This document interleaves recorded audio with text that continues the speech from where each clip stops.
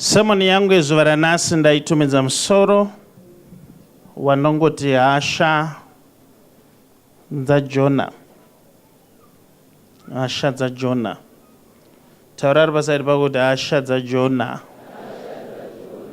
Tiri kutaura pamusoro pehasha dzakaitwawo nemumwe kuti tidzidze kubva pari. Jona watiri kutaura nezvake ndiye muprofita watakangonzwa.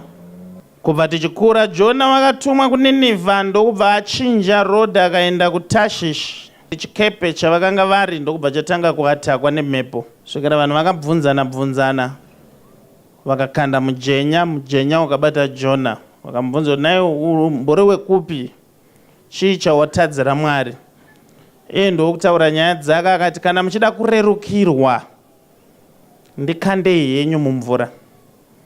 Pane dzimwe nguva dzekuti in as much as tichida kuenda tinofanira kukanda vamwe mumvura kuti tigone kuenderera mberi. Saka chichenjerera kuti unogona kukandwa uriwe kuti vanhu vagoenda. Saka munamato wangu kuti patiri kufamba rwendo urwu turufambe newe uripo, tese tiripo. Jona akandwa mumvura ndokubva paprepewa hove.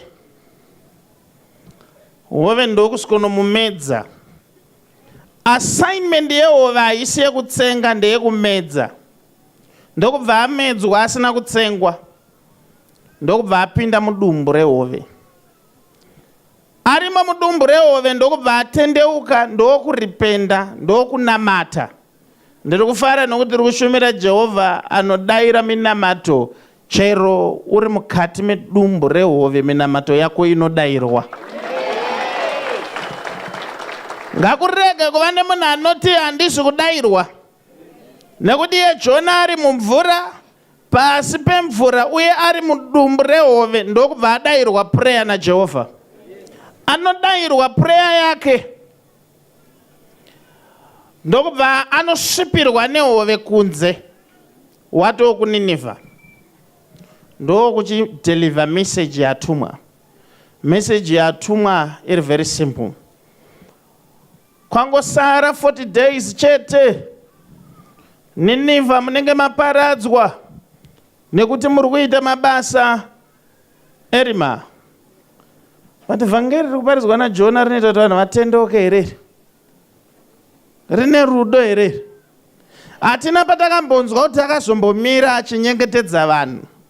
Waingoparidza mumastreet. Bhaibheri rinoti aifamba mumastreet. Achipedza kuparidza kudaro, vaparidzira ndobva vaziva kuti murume ari kuparidza haana mafanizi.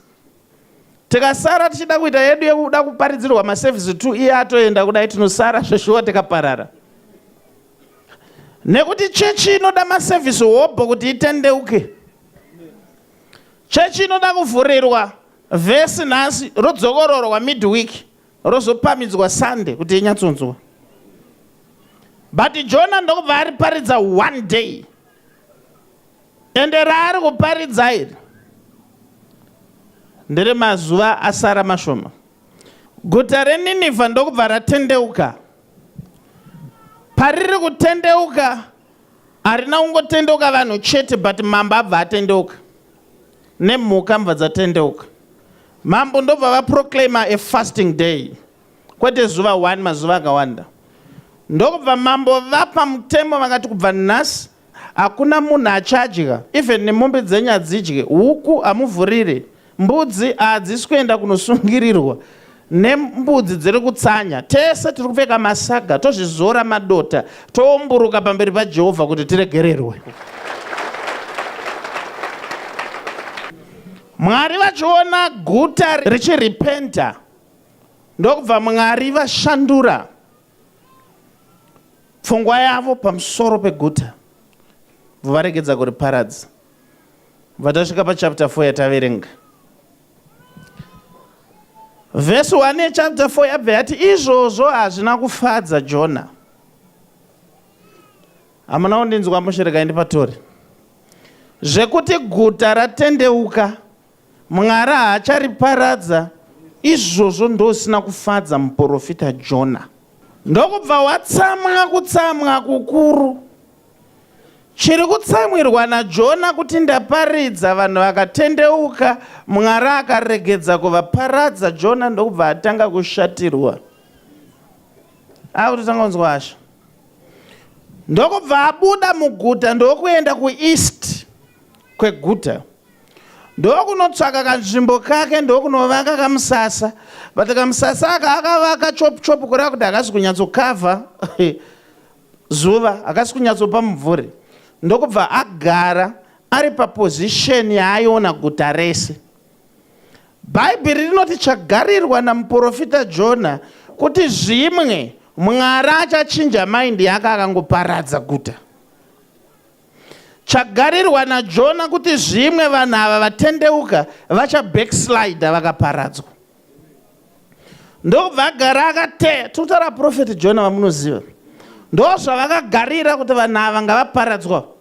Ndasvikira pandaa kutenda kuti even muministry unogona kusangana nevamwe vanhu vaMwari vanonovaka misasa yavo vogara paposition yavanoramba vakatarisa kuti dai chechi yaparara but vari vanhu vaMwari. Ndiri kuoneswa hangu kuine vanhu vazhinji vakamirira downfall yako. Kubva tichitanga ma-spiritual spectacles, kune vamwe vanhu vanga vakangotarisa kuti hazvina kwazvinosvika. But vanoshamisika kuti makore namakore akuwanda zvichingoenda chete. Isu tiri kuti chero makavaka misasa yenyu tiri kuzoenda kumberi nezita raJesu. Hatina munhu anozotidzivisa nezita raJesu. Hazvina mhosva munhu akakuvenga pati kumberi ndo kwatiri kuzoenda manje. Unombozviziva here kuti kuvengwa hakutadzise Mwari kuropafadza munhu.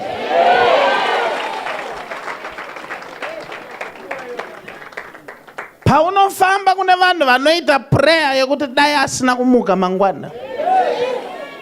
But vari kushamisika wamuka. Uripo. Uri kutoblinga blinga. Uri kungobuda flambo chete. Uri kungorarama chete. Masikada nhasi ndauya kuzosvotesa vavengi. Garai kunze kweguta muchifunga kuti tichawira pasi but hatiwire. Ndiri kunzwika musha nemwana wamaAfrika here. Chakaropafadzwa naMwari hakuna munhu anochiwisira pasi. Chakanzi naJehovha yes, hakuna anoti no. Kana Mwari ati hongu hapana anoti kwete. Kana Jehovha vati kwete hakuna anoti hongu. Wese ari kusvotwa nechaitwa naMwari ane hasha sedzaJona.